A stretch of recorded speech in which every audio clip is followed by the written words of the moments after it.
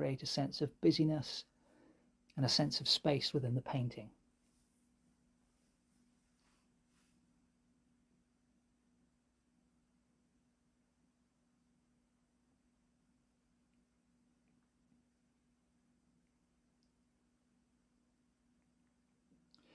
Now that said, the head of the guy on the right in the background that I've just painted, that's sort of disappearing into that darker area of wash. So I'm just coming in with my violet to just, enhance the line work there. And then when I'm adding some letters to this sign in the foreground, I'm just hinting at the word organic, but quite deliberately not fully describing it, because nothing is particularly well defined in this painting, and I don't want people's eye being too strongly drawn to the lettering in the foreground.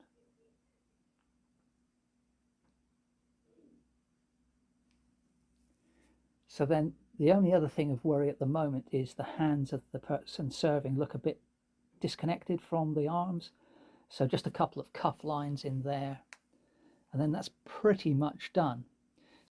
So my favorite part of the painting is these three people towards the left side. I really like the guy in the woolly hat. I think he works really well.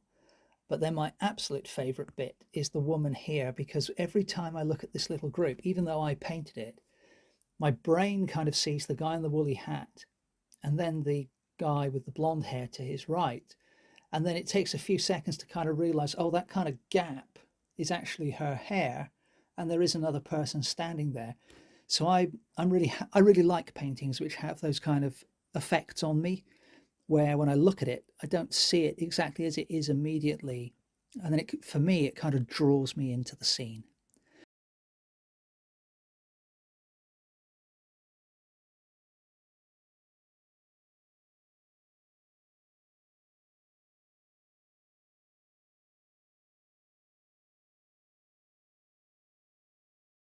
So this is Exeter Christmas Market, and took a visit there late November, early December last year. They hold this in the Cathedral Green in the centre of the city, and I thought it would be a good subject to paint. If you remember, recently on the channel I was also inspired by a Christmas market in the city of Bath, and for that particular painting I used interactive acrylic in a very fluid way to kind of quickly capture the scene.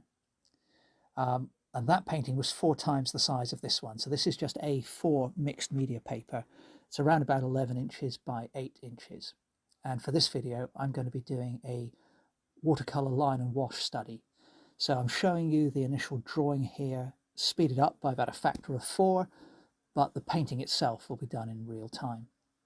So as you can see, I'm starting out using the reference as an inspiration, but definitely not copying the exact arrangement of people. And the 3 figures on the left, the guy with the baseball cap, the guy or the lady with the brimmed hat, and then the lady with the woolly bobble hat, they immediately form a nice kind of leading diagonal into the main subject of the painting, which is the chap serving chips or potatoes or whatever festive food was available at this stall, I don't remember, to somebody in the crowd. So I quite liked that arrangement and kept it more or less as it was. I also liked the fact that there's a guy off in the background of the stall, because that gives a little bit of context and creates a little bit of a sense of depth within the drawing. And then here I'm just adding a person, which is kind of a little bit of a mishmash of the lady off in the distance with the pale blue bag. I don't think that's the person, obviously, that is being served in the photo, but I've just kind of moved people around a little bit. And then I'm copying the lady with the pink backpack here, and then just the arm and a little bit of the back of the guy on the far right, just to kind of frame the scene. Not sure I needed this person here, but it works out okay in the end. And then I deliberately, in just a second, I put in a fake view of the cathedral, because I'm doing what's right for my composition rather than copying the photograph.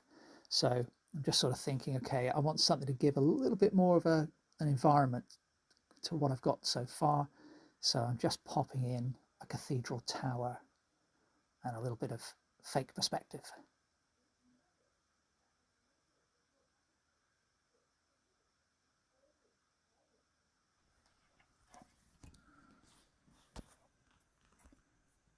So I'll start off by putting in a very pale, watery wash of blue for the sky. It's a little bit of an off blue. It's a kind of a wintry sky, nothing too bright.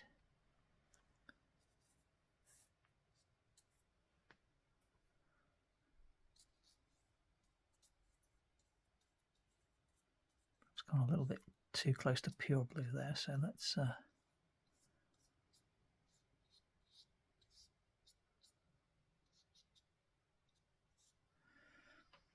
but the point is nice and pale. Now for the cathedral, just grabbing a little yellow ochre, but I want to go very watery with this as well.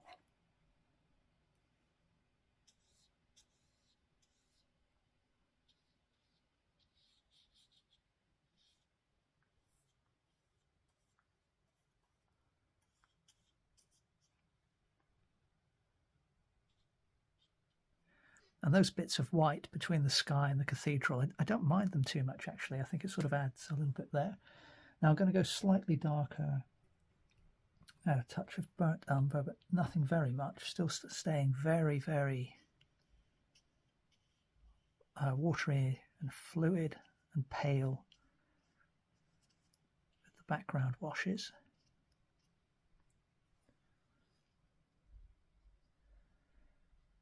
And then in contrast to that pale background, the foreground people, so 1, 2, 3, 4, 5, I'm going to come in dark. So I'm grabbing a bit of black, which isn't something I use very often at all. Some blue.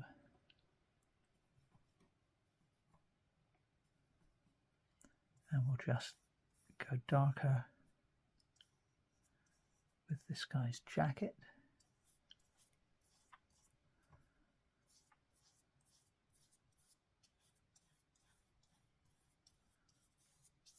And we'll continue his legs off the bottom of frame. Give him a dark blue cap.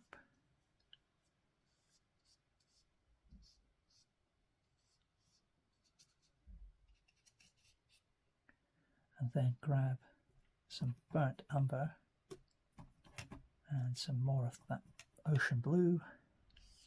And while that first wash is still wet,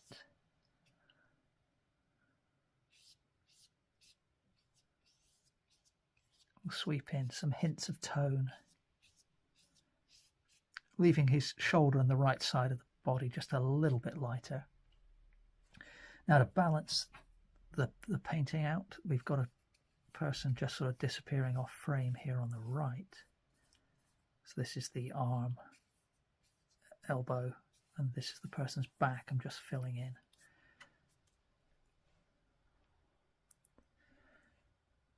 So may as well make use of that colour. Now, keeping with this dark theme, grabbing a bit more burnt umber, a bit more of the blue, and a bit of the dark bottle green in this kit. So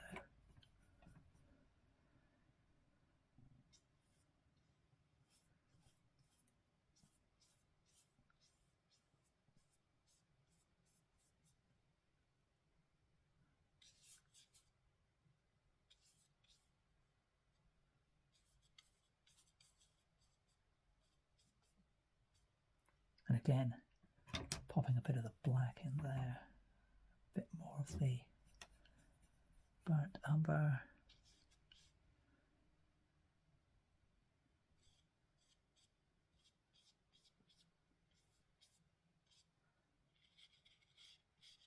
Fill in that shoulder strap.